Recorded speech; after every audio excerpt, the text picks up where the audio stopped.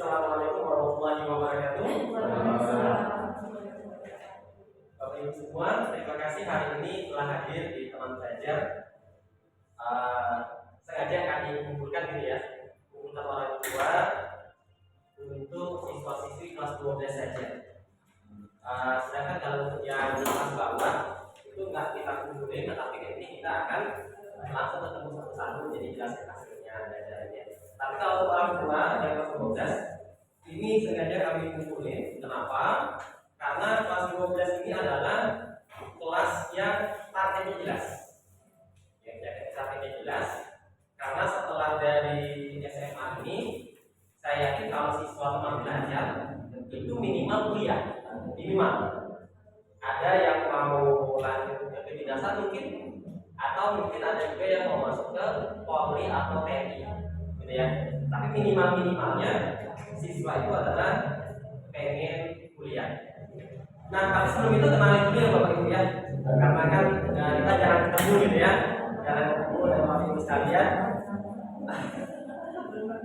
Belum kenal ya? Oke, nama saya adalah Hans. Saya pengajar kelas 12 juga, khususnya ngajar buku TDK. Jadi saya ngajar TDK, pengenalan kuantitatif, pengenalan matematika juga, dan saya juga ngajar TU. Jadi yang berhubungan sama matematika. Kalau tadi udah ini ya, udah pernah belajar sama saya juga ya. Oke, tadi juga pernah belajar. Nah, kalau di teman belajar, saya pekerja adalah sebagai manajer teman belajar. Nah, makanya hari ini saya kumpul orang tua, yuk mari kita kolaborasi ya antara orang tua bersama teman belajar. Hari ini yang kita akan bahas adalah di sini mewujudkan PTN impian. Nah, apa sih yang perlu kita persiapin ya Bapak Ibu sekalian? Pertama, kita berbicara dari sini dulu. PTN itu di Indonesia ada 85 total dari Sabang sampai Merauke. Terus kalau yang bentuknya politeknik ada 44. Di kita itu ada satu di Polsri ya, Polsri kan. Terus kalau sekolah kedinasan kita ada 29 di Indonesia. Di rata-rata di Pulau Jawa, untuk kedinasan. Nah, kalau kita berbicara tentang data siswa itu segini. Ya Bapak Ibu, data siswa di Indonesia itu totalnya ada 5,4 juta siswa. SMA saja. Jadi ya, SMA saja. Jadi kelas 1, 2, 3 atau 10, 11, 12. Yang kelas 12-nya ada segini. Ini kelas 12 nya. Tentu siswa segini paling tidak setengahnya pengen kuliah. Setengahnya. Berarti ada sekitar 800 atau 900 ribu siswa pengen kuliah minimal 50%. Karena separuhnya lagi mungkin ada yang pengen langsung kuliah, kerja dan sebagainya. Tapi kalau rata di perkotaan, apalagi di SMA 14, SMA 6, 17, SMA 16 misalkan atau sekolah yang ada di sini, pengennya adalah kuliah minimal, jadi ya lebih dari 50%. Sedangkan kursi PTN itu segini. Artinya PTN itu setiap tahun menyediakan 626.941 kursi. Kalau ini kita ambil separuhnya saja, berarti siswa yang pengen kuliah ini sebagiannya tidak bisa masuk PTN, sebagiannya. Maka sebagiannya pasti masuk ke swasta seperti itu. Dan pagu ini yang kursi ini Bapak Ibu sudah digabung dengan 3 tahun. Jadi kalau anak yang 2 tahun lalu nggak lolos, boleh itu tahun ini tes. Jadi yang tahun kemarin, tahun sebelumnya lagi sama tahun yang sekarang. Nah ini sudah 3 tahun terakhir untuk ini ya. Artinya yang ini akan bersaing dengan 2 tahun di bawahnya, di atas ya, 2 tahun di atasnya, yang akan bersaing untuk tesnya nanti. Sehingga perebutan kursinya jauh lebih besar, gitu ya, lebih besar persaingannya. Nah, tentu kita akan tahu siapakah yang akan lolos gitu ya, yang akan lolos di sini.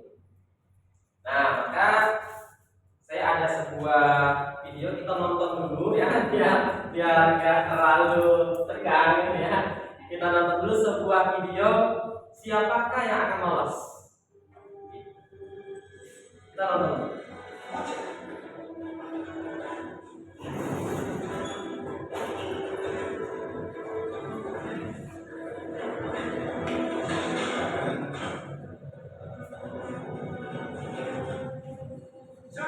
Over here, sucker. How's this up? Look what I've found.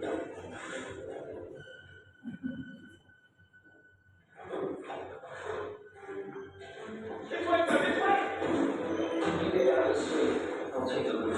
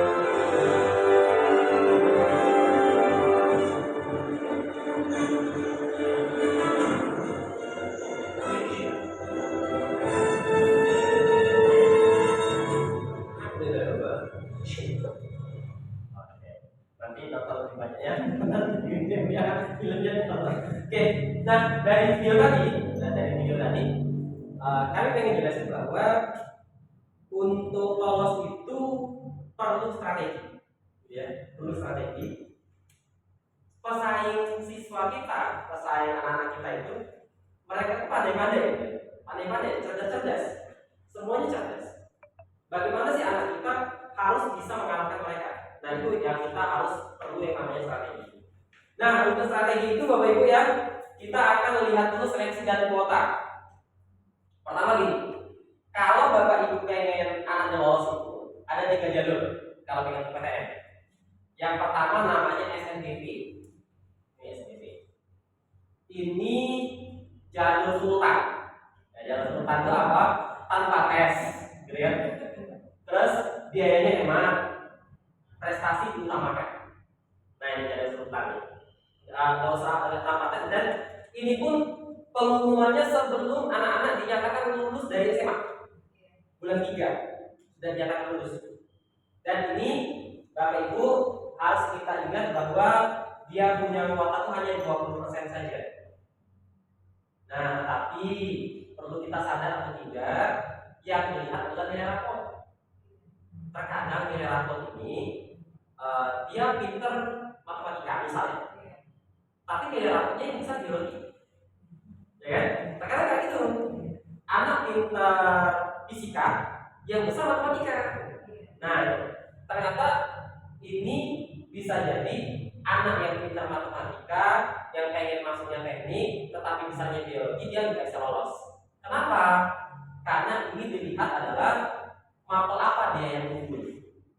Misal anak yang pengen kedokteran, dia harus unggul di mapel kimia sama biologi.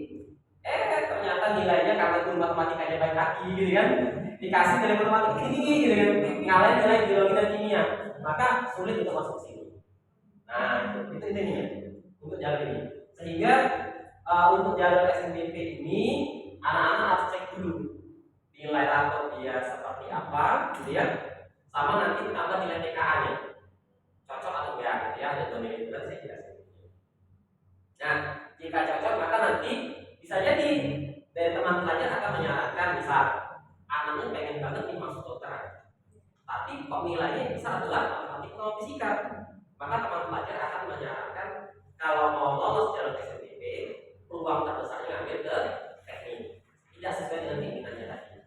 Padahal dia harusnya nilai biologinya dan kimianya di semua gitu ya. Nah, yang kedua jalurnya, ini jalur kedua, namanya SNBT. Nah, nanti kita akan bahas di sini lebih banyak di sini nanti. SNBT itu adalah jalur tes, gitu ya.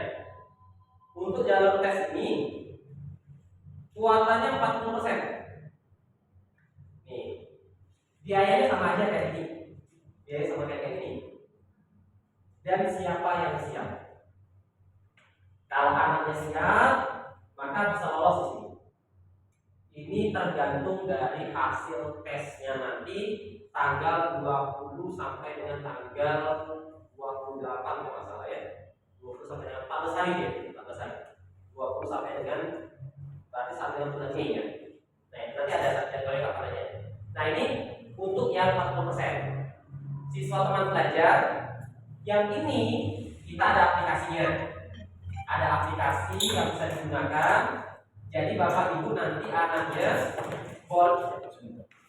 boleh bersama anaknya atau anaknya sendiri juga boleh, gitu ya. Bagusnya berdidampingi orang tua. Bawa nilai rapor, temuin Pak Melin yang tadi, gitu ya. Konsultasikan kira-kira nilai rapornya seperti apa, cocok atau tidak. Nah, itu udah ini. Yang ini berdasarkan hasil tesnya, rekod, lihat kira-kira nilai dia udah memenuhi belum, ya. Nah, ini untuk yang UTBK. Siswa teman pelajar paling banyak lolos di sini UTBK. Jalurnya. Yang ketiga yaitu jalurnya adalah mandiri. Seleksi jalur mandiri. Kuotanya kurang lebih 30%, maksimal 30%. Dia ada juga yang berdasarkan tes, ada yang berdasarkan nilai UTBK, gitu ya. Dan biayanya lumayan itu. Apalagi kalau misalkan ada yang mau sponsor jalur ini lumayan. Karena uang di sini tanpa uang makan ya. Kali ini tanpa uang makan. Kalinya ada uang makan. Tahun kemarin itu 230. Sudah 350. Nah, 350 juta nih. Harga satu mobil ya. Kalau pengen masuk dokter jalur yang ini. Nah, tetapi lulusnya sama-sama dokter. Ya ada kayak dokter dokter mandiri nggak ada. Satu dokter asli sama. Kalau UKT kalau saat 30 juta UKT-nya. Kalau ini dari 5 juta sampai 15. Begitu. Kalau ini pasti gitu, pasti pengaruh. Dan pesan data tapi pesannya sedikit. Kenapa? Karena orang udah tahu kan. Oh, kalau mau pesan tadi harus perlu gitu ya. Nah, itu untuk dari segi 3 jalur tadi gitu ya.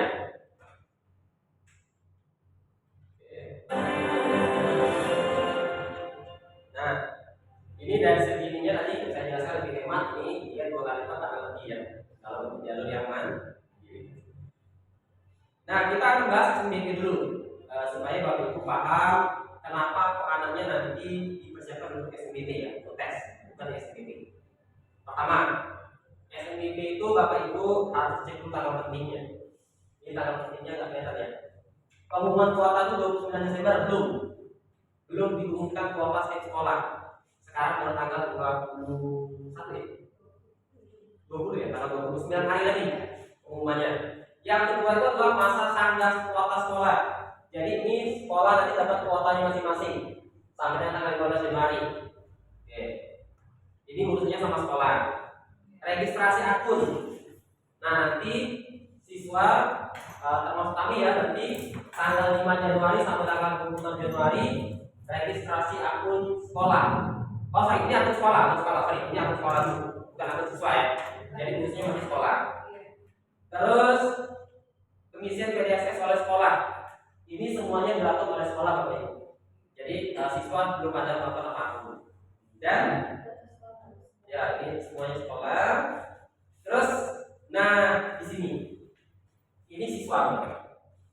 Siswa nanti membuat akun, baik yang mau ikut SNBP, SNBP maupun mandiri. Buat akunnya di sini sekali aja.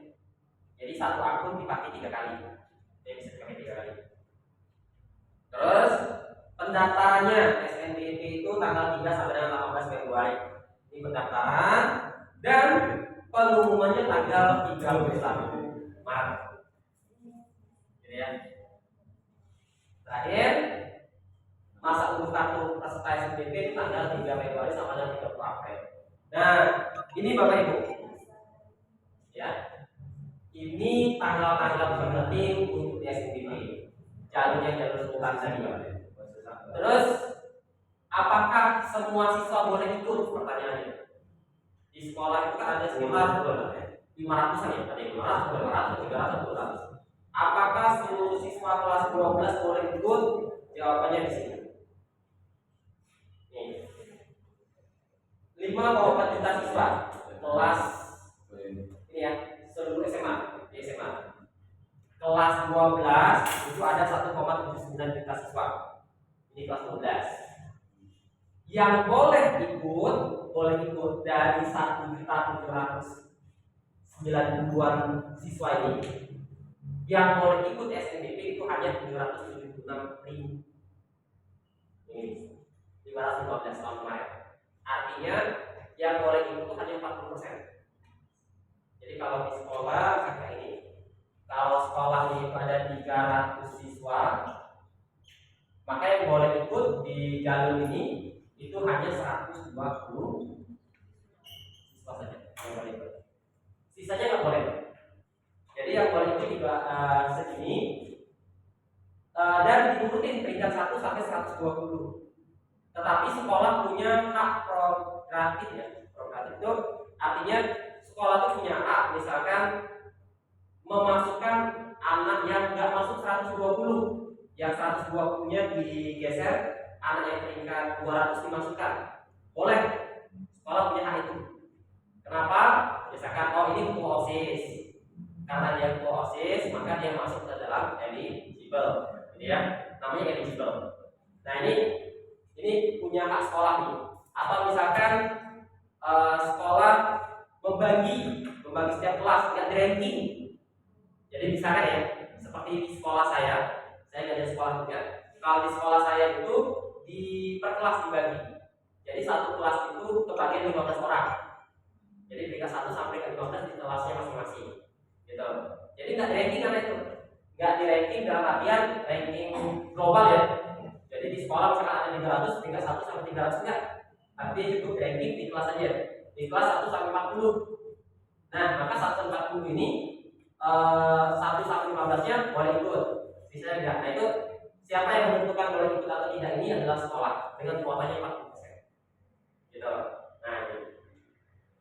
Jadi anaknya misalkan nilainya di kelas A1 ya, atau kelas PT kalau P4 kalau masalah yang paling depan di sekolah ya, P4 kelas unggulan, ternyata dia nilai ini tinggi-tinggi nih dibandingkan dia di kelas P2, dia ini tergolong peringkat 1 kalau di kelas P2 ya. Tapi karena dia peringkat 16 di kelasnya, dia nggak bisa ikut. Itu misalkan kalau yang sistemnya ada di sekolah saya tadi. Tapi ada juga yang sistemnya adalah yang di peringkat 1 sampai dengan 300. Ada juga dia tergantung sekolah masing-masing. Gitu. Dan yang lulus tahun kemarin 173 ribu. Jadi lulus dari segini Pak, 1,79 juta yang lolos 173 ribu. Dikit. Itu jalur SNBP. Ya. Ini kalau kita lihat pilihan satu nih. Ini kita lihat pilihannya. Anak itu yang lolos apa saja? Ini yang perlu kita lihat juga. Pilihan 1 136.000. Kan boleh pilih 2 jurusan. 1 sama 2. Nah, pilihan 1 136.000. Pilihan kedua 13.000. Jadi kalau mau lolos, lihat nilai rapor, jadi kan kalau saat ini termasuk sini ya, termasuk 40% tadi, lihat nilai rapornya, sesuaikan. Oh, misalkan tadi besarnya kimia biologi, berarti ambilnya kesehatan. Ya, ambil kesehatan. Pilihan 1 kesehatan supaya dia nilainya maksimum. Kenapa pilihan 2 tadi 13.000? Pilihan kedua ini siapakah yang lolos pilihan kedua? Biasanya siswa yang lolos di universitas yang peminatnya kurang. Ada loh yang kuota atau kursinya yang disediakan 20. Yang lama cuma 15. Ada. Ya kayak gitu. Nah, itu biasanya lolos semua tuh 15 ya. Kalau yang di Unsri itu saya lupa apa namanya, komputer, akuntansi komputer kalau nggak salah. Itu waktu peminat sedikit. Kalau di Poltek itu Poltek yang Banyuasin peminatnya sedikit ya. Biasanya kalau lamar itu semuanya lolos. Nah, itu. Terus yang vokasi ini untuk yang anak-anak kurang mampu biasanya. Ini yang nanti dilihat di cek rumahnya, ya ada listriknya berapa, gaji orang tua berapa gitu. Ini ada bagiannya nanti 22.000 yang lolos. Dan ini kalau ini kuliahnya gratis. Kali ini nggak bayar, jalur vokasi. Oke. Nah ya, ini data siswa se-Indonesia di yang ini. Oke, yang lulus itu sekitar 9%. Terus apa sih yang dilihat? Yang dilihat ini Bu, oleh SPP. Nilai rapornya 50%. Yang dilihat. Ini adalah contoh siswa yang lolos kedokteran tahun 2025.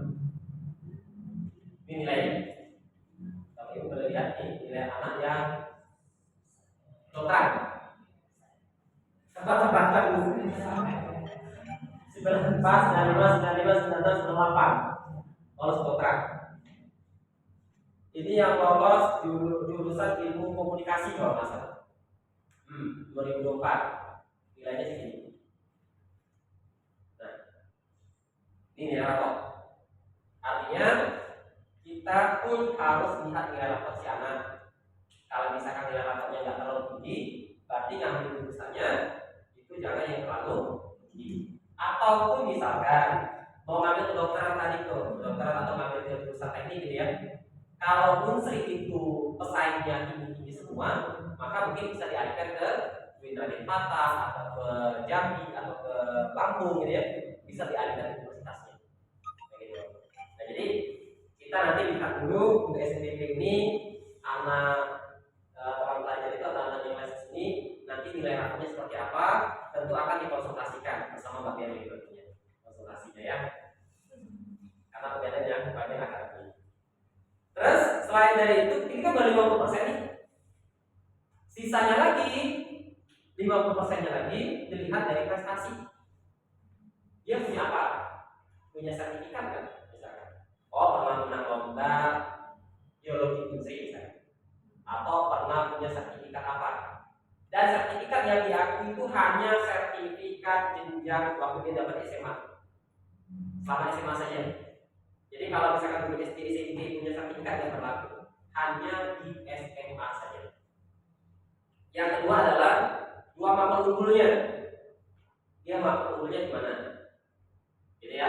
Jadi mau menentukan jurusan itu lihat dulu anak ini dia unggulnya di mana.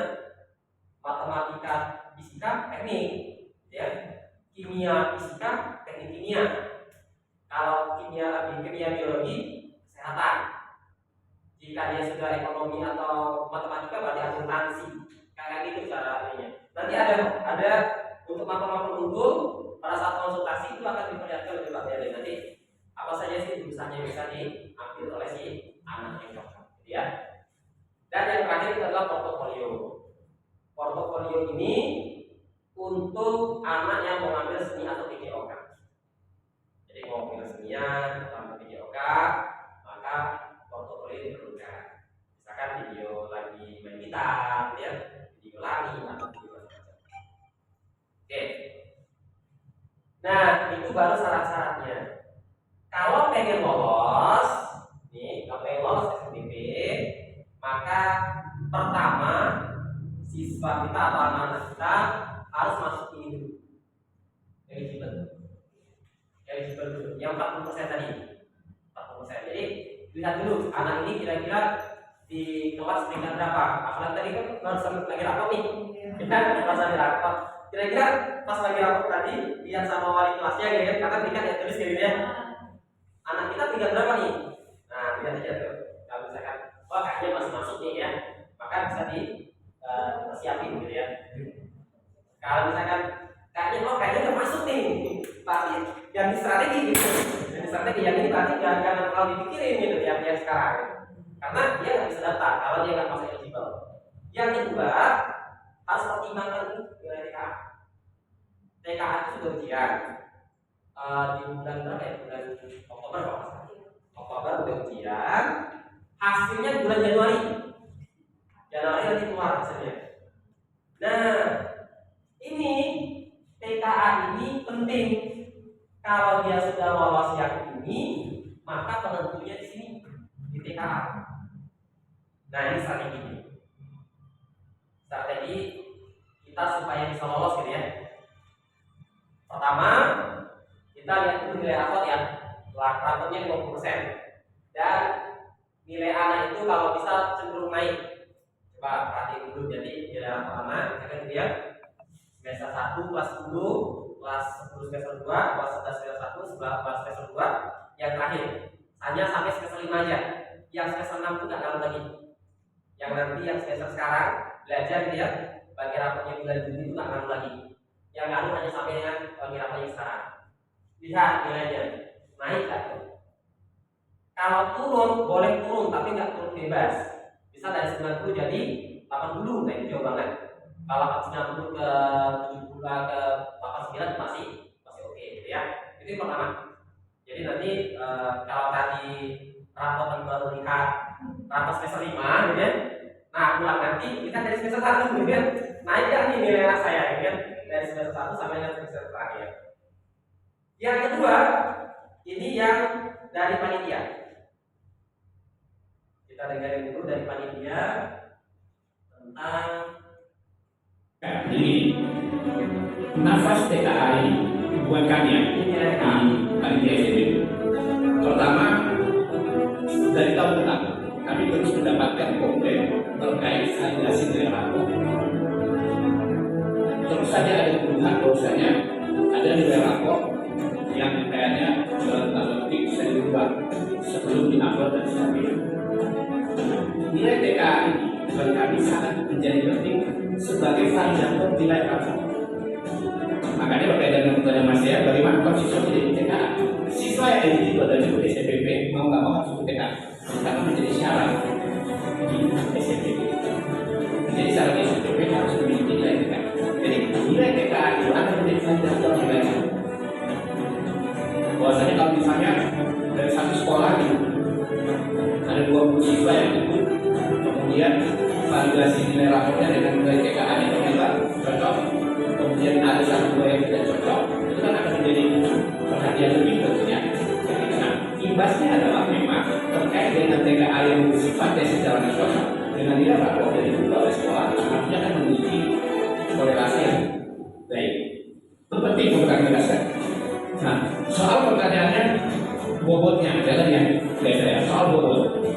Sekali lagi, bobot itu dari SMP yang melakukan penilaian pakai bobot itu masih beda, ya masih beda. Dan nilai TKA itu juga akan kita gunakan sebagai indikator nilai rapor. Apakah bobotnya akan seperti apa berbulan? Itu pasti kami akan menuju formula ini. Jadi kalau siswa harus ikut TKA, ya, karena menjadi syarat di SNBP.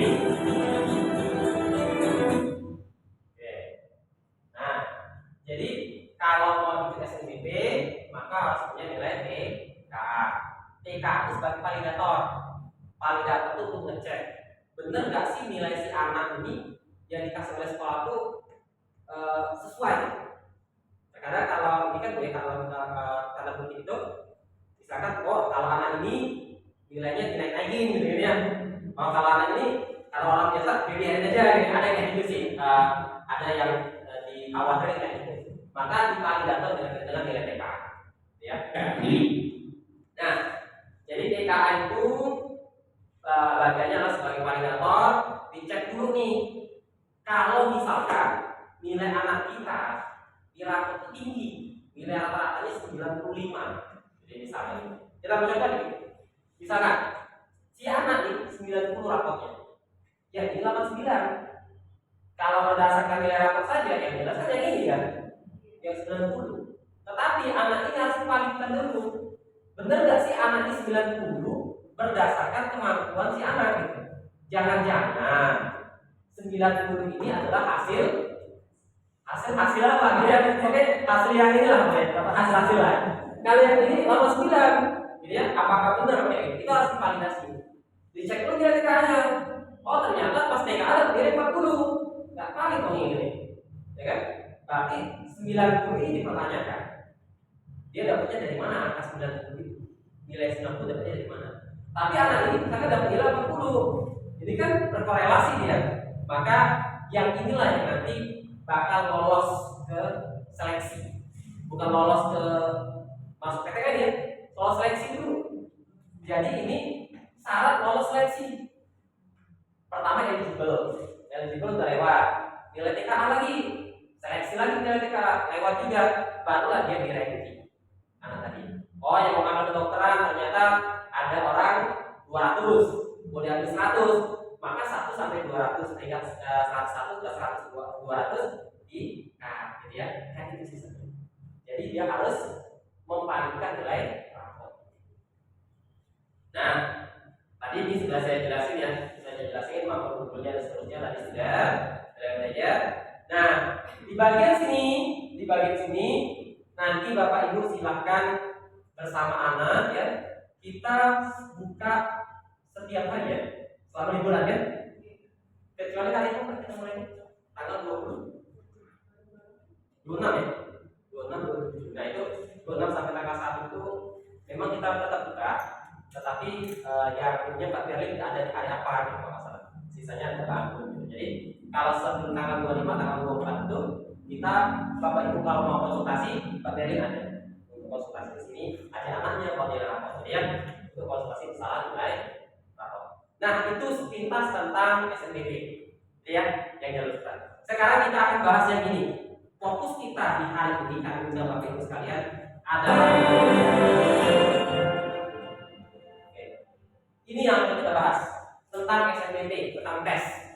Ini yang akan kami persiapkan bagi anak-anak ini ya untuk masuk ke PTN. Jadi jalurnya adalah jalur tes. Tidak ada campur tangan rapor. Ini murni kalau anaknya mampu, waktu tes bisa jawab dengan bagus, menurutnya bisa lolos, ya. Jalur ini. Karena itulah kami bisa dampingi secara maksimal di jalur TBK. Oke, tesnya nanti tanggal segini, ya. Registrasi akun,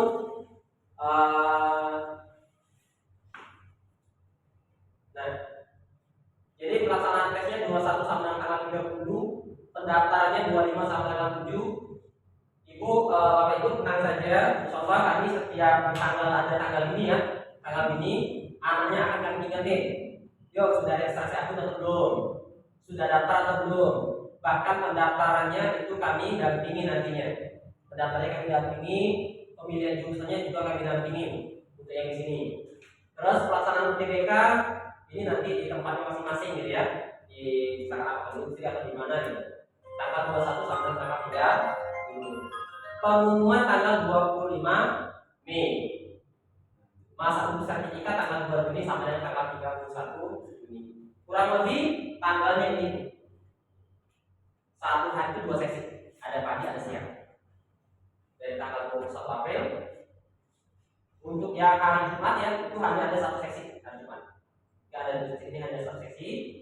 Minggu tetap tes. Jadi dia dari A21 sampai dengan tanggal 30 nggak ada libur. Jadi nanti anaknya tinggal dapat tanggal berapa nih. Nah, bagi anak-anak misalkan yang dapat tanggal 26, program belajar kita kan sebelum itu sudah selesai. Anaknya datang ke sini konsultasi, ya.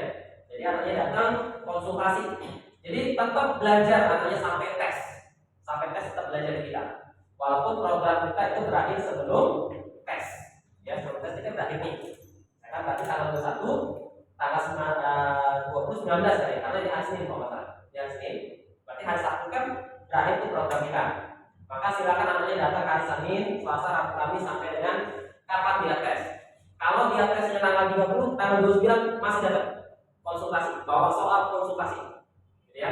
Nah itu untuk yang tesnya. Tapi kalau dia tes di sini, ya berarti berakhirnya tanggal 19 tadi ya. Nah kami saya dapatnya dari pertama. Terus bagaimana cara daftarnya? Cara daftar pendaftaran.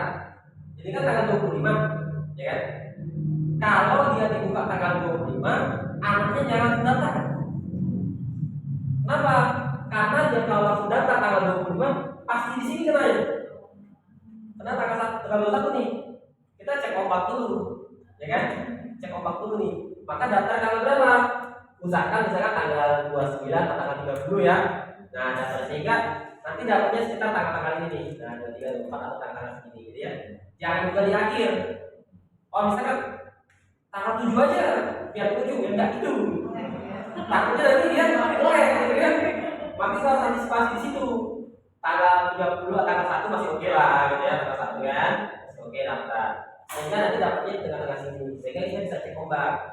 Biasanya setiap tahun itu hari pertama tes nih. Berarti sudah ada tuh soal-soal yang bisa kita pelajari gitu ya. Kita bisa pelajari untuk bahkan ternyata hari pertama keluar soal ini yuk kita bahas sama-sama gitu kan, sama anak-anak gitu. Nah itu saran kalau untuk dari segi pendaftaran, jangan langsung daftar. Oke, soalnya ini Bapak Ibu. Nah soalnya ya yang akan diteskan pertama PU, jumlah soalnya 30, waktunya 30 menit, satu soal 1 menit ini. Nah ini soalnya mudah, soal mudah ya kami ya. Ketawa gitu. Oke, yang kedua soalnya PPU itu penalaran pemahaman umum. Nah jumlah soalnya 20 soal, waktunya 15 menit. Jadi satu soal kurang dari 1 menit. Yang ketiga itu PBM, ini bahasa Indonesia, ini 2 bahasa Indonesia. Ini ada matematikanya. PBM itu jumlah soalnya 20 soal, waktunya 20 menit. Nah ini spesial saya di bahasa Gajan atau Pak Berlin biasanya katanya PK. PK itu 20 soal 20 menit. Bagaimana ngajarkan matematika 1 soal itu 1 menit. Nah ini harus bisa di anak-anak. Yang ini adalah bahasa Indonesia, literasi bahasa Indonesia. Jumlah soalnya 25 soal, waktunya 37,5. LBE bahasa Inggris ya, literasi bahasa Inggris. Itu adalah 20 soal 30 menit. Dan ini juga spesialis saya nih, penalaran matematika sama Berlin ya. Itu 20 soal 37,5 menit. Oke, itu jumlah soalnya. Artinya anak-anak kalau dia hanya datang saja, bimbel hanya 1 jam 2 jam ya, nggak diulang lagi, ya bisa nih. Maka kami ngajak orang tua, ya biar nanti strategi nanti di belakang saya jelaskan ada di sini. Oke, biar anak-anak bisa 1 soal 1 menit. Paling tidak kalau mau lolos, anak-anak harus bisa menjawab 70% minimal. Jadi kalau soalnya 20, bisa jawab 40 soal. Paling tidak 6 soalnya nggak terjawab apa-apa. Kalau 70 soal itu udah bagus, 70% itu udah bagus Nah, pesaingnya 3 tahun, 24, 25, 26. Ya, ini yang tahu mereka. 24, 25 itu mulai ikut tes. Anak-anak yang masih penasaran gitu ya, yang awalnya pengen masuk ke teknik, ternyata belum masuk gitu kan, tes lagi. Boleh tes sampai 3 kali. Oke. Nah, kalau Bapak Ibu gini, kalau Bapak Ibu pengen lihat soalnya, nggak usah dikerjain, nggak usah dikerjain. Ini soalnya. Nah, ini soal PU. Soal hasil UTBK 2025 itu soalnya. Nah, kayak gini ya. Berdasarkan informasi di atas, manakah simpul yang paling tepat? Ini harus 1 menit. Bila perlu kurang dari 1 menit kerjain soal ini. Ya, ini penalaran umum. Ini soal PPU. PPU yang ini. Nah, ini soalnya. Ada narasi kayak gini. Nanti kelompok data bacaan tersebut yang memiliki pola makna sama dengan bengkel mobil adalah yang mana? Baca lagi. Ini satu soal harus kurang dari 1 menit. Karena dia 20 soal itu 15 menit. Ya, nanti anaknya harus dilatih. Kita akan latih. Yang ketiga, BBM. Nah, di BBM ini bacaannya. Ini kebenaran dari soal dibacanya pendek. Bacanya terkadang lebih dari sini loh. Bacanya panjang dari. Kalau kami biasanya ngerjain soal panjang ya bacanya, coba aja. Next panjang gitu kan. Pertanyaannya sedikit. Harus baca teks itu. Itu satu soal 1 menit. Ini yang matematika. Matematika orang bahasa Indonesia. Ini ada kayak gini, nanti disimpulkan mana yang tepat ya. Ini penalaran kuantitatif. Ini LBI ya bahasa Indonesia. Ada teks sama kayak tadi. Dia dari ini apa teksnya. Dan kalau ini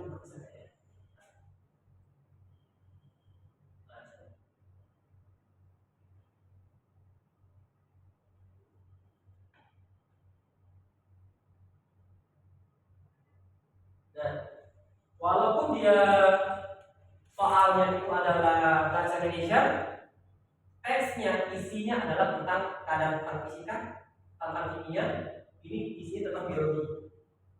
Jadi isi narasinya itu teksnya itu macam-macam. Kadang berisi benar bahasa Indonesia pernah ya, atau pernah fisika, pernah kimia, macam-macam. Jadi bukan hanya teks bahasa Indonesia-nya, tapi dia dihubungkan sama mata pelajaran. Nah ini, terus ini untuk yang bahasa Inggris. Nah ini bahasa Inggris ini bahasa Inggris kalau anaknya nggak bisa ngerti nggak bisa jawab nih, ya. Ini bahasa Inggris belum selesai sampai sini soalnya. Nah sampai sini ini masih teks, ini soalnya. Nah harus dilatih nih, ini juga harus dilatih. Dan soal terakhir itu adalah soal PM. Ini PM. Ya, soal PM ada narasinya gitu kan. Ada narasi, terus nanti ada soal kayak gini. Bagaimana menjawab soal ini? Satu soal itu maksimal 2 menit. Paling karena 37,5 menit 20 soal. Ya. Nah, soal-soal kayak gini harus bisa dijawab oleh siswa kita, siswa teman belajar. Maka untuk menghadapi ini tahun ini ya per tanggal Januari nanti tanggal 5 kita belajar UTBK-nya programnya kita ubah. Jadi kita nggak lagi belajar pelajaran sekolah. Jadi pelajaran sekolah itu kenapa pertama kami bilangin ya. Jadi anaknya nggak lagi belajar matematika, fisika, kimia, biologi atau pelajaran yang lain di sekolah. Itu kita hilangkan. Tetapi anaknya boleh konsultasi kalau ada PR. Gitu ya. Misalkan ada PR fisika, datang ke sini konsultasi. Ya kan? Terus ada PR kimia konsultasi. Tetapi untuk dalam kelas belajarnya ini kita 1 minggu belajarnya sebanyak 6 kali, Senin sampai Sabtu belajar 5 kali dalam kelas. Jadi Senin, Selasa, Rabu, Kamis, Jumat, atau nanti bisa jadi tryoutnya itu di hari Jumat atau di hari apa gitu ya. 5 kali dalam kelas. Nah 5 kali dalam kelas itu durasi 1,5 jam, ketemu 1,5 jam, gitu ya. Jadi misalkan hari ini ketemu matematika PM 1,5 jam dari jam 4 sampai setengah 6, ya. Terus dari jam setiap hari kayak Terus setiap minggunya kita ada tryout Iya tuh, jadi di 5 hari itu satu harinya tryout. Tryoutnya nggak dalam kelas, tapi tryoutnya di luar kelas. Gitu ya. Jadi anak setiap hari itu ada, setiap minggunya ada tryout. Sistem belajarnya drilling soal. Jadi drilling soal itu ada soal, bahas itu intinya, supaya mereka terbiasa. Karena kan tadi harus waktunya yang singkat, soalnya yang ditentukan tadi. Dan ini kami tambahin, setiap hari ada kayak yang akan dikasihkan. Untuk apa? Supaya mereka di rumah itu bisa kerjain lagi, kumpul ke kita, ya kan? Jadi pulang dari sini dapat PR 2 soal, 3 soal, nggak banyak soalnya, 2 sampai 3 soal. Untuk soal yang tadi dipelajari diulang lagi di rumah, ya kan? Besok dia kumpul lagi. Supaya apa? Supaya peluang lolos lebih besar, gitu ya. Nah, kira-kira dari 4 ini dari Bapak Ibu nih, tanggapannya seperti apa? Karena ini sistemnya baru yang kami akan buat ya. Sistemnya baru tahun ini. Tahun sebelumnya kami siswa tidak diberikan ini enggak, dan ini pertemuannya hanya 3 kali. Hanya 3 kali di tahun. Hanya 3 kali, tidak ada PR, gitu kan? Tryout itu bulanan, sebulan sekali. Kali ini tryoutnya mingguan, seminggu sekali. Dan tryout harus dikerjakan di sini, nggak boleh di rumah. Karena tryout itu bisa jadi kami menggunakan paper based test, kertas, dan anaknya nggak boleh pakai handphonenya kumpul dulu, letakkan handphone, kamu tryout nggak sih? Nah jadi kita kasih waktunya misalkan satu subtes tadi hanya 20 menit, udah 20 menit aja dia kerjain. Habis soal waktunya tarik, gitu, untuk membiasakan. Supaya apa? Supaya tesnya nanti nilainya bisa bagus. Nah itu dari ini yang ini. Kalau dari soal kita dari kemarin dari soal ya, dari tahun sebelumnya kita dari soal. Ini memang kami buat seperti ini supaya yang lolos itu semakin banyak ya, semakin banyak dari teman belajar. Gitu. Terus ya ini dulu gitu. Yang 4 ini apakah ada tanggapan dari Bapak Ibu? Ya boleh. Yang ada TO yang di luar kelas itu maksudnya gimana? Mana ini? Iya. Ya ini yang seminggu sekali. Terus Makanya kalau seminggu sekali kan dia di TO-nya di sini. yang di luar kelas Di bawah. Ya dalam kelas. Bukan di rumah. Di sini, tetap di sini. Terakhirnya di bawah. Yang keempat ada yang belum tadi ya. Nah dia di sini. Terakhirnya di sini. Jadi kami kasih soalnya dia terakhir di sini. Jadi biar teman-teman yang di bawah bisa liatin. soalnya kalau TO-nya di rumah itu bawah Enggak kan? ini kan ada tujuannya. Nah, makanya terakhirnya harus di sini. Dan nanti ibu ya sebagai orang tua gitu ya, dapat hasilnya kita kirim hasilnya, kirim dia ya. Supaya apa? Supaya orang tua tahu nih, oh anak saya dari 20 soal baru dapat 7 nih misalnya gitu ya. Masih kurang nih, dipus lagi. Artinya orang tua bisa ngingetin, kamu baru dapat 7 nih, gitu kan? Harus ditambah lagi, harusnya paling tidak dari harus berapa? Kita harus gitu. Jadi setiap minggu ada tryoutnya dan dikirim ke orang tua juga, dan setiap minggu ada PR-nya. Jadi seminggu itu dapat hasil tryout, dapat hasil PR. PR-nya juga akan kita evaluasi. Itu akan kamu bilang, oh PR ini anak saya ngerjain atau tidak. Kalau ngerjain nanti orang tuanya akan kita PR juga. Bu, Pak, anaknya atas nama si A, PR-nya nggak dikerjain. Nah, kenapa? Tadi saya bilang biar kita kolaborasi, biar orang tua kita tahu nih, oh ternyata program teman belajar itu ada ini, gitu. Ada program ini, karena ada program ini berarti di rumah bisa diingetin juga. PR dari teman belajar udah dikerjain belum? Ya, saya ingetin ya. Atau misalkan paginya dikerjain. Kalau PR-nya terlalu banyak itu bukan jadi beban, tapi 2 atau 3 soal paling tidak diingat lagi materi yang diajarkan oleh si tutor. Gitu. Karena setiap hari hanya 2 atau 3 soal. Oke. Nah, bagaimana sih caranya lulus? Tadi sudah kita program belajarnya gitu ya. Ini agar lulus itu yang pertama kita kolaborasi antara orang tua dan teman belajar. Kami di teman belajar siapin programnya.